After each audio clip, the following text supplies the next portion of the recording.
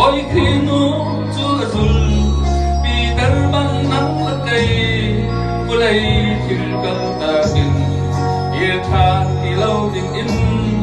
khi kan zu ngam lai mo la tu rol ko be si su ni dia la pia lung lo ngai in mi ta ni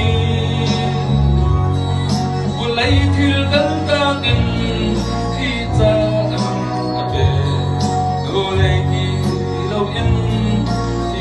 lắm chưa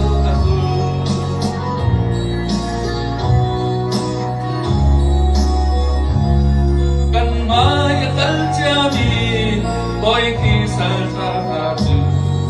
vừa lấy cho non nát in boy khi ăn ít thìn đều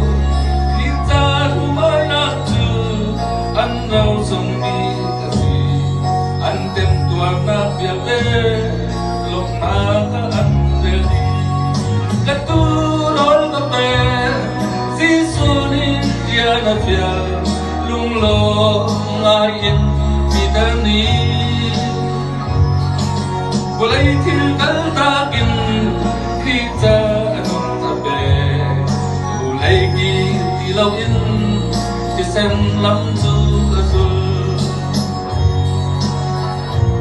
mi ta bang bulai thil kal ta kin khi ta dejamos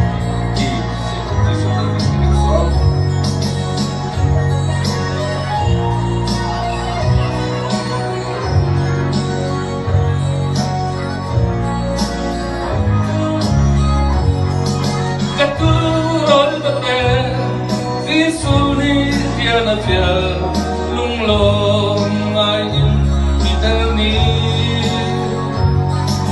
bulai thil kal ta kin khi ta anong ape du lai ki ti lo in chi sen lam chu azul bi dar bang nang la kai bulai thil kal ta kin ye tha ti lo ding in khi kan zu nam lai mo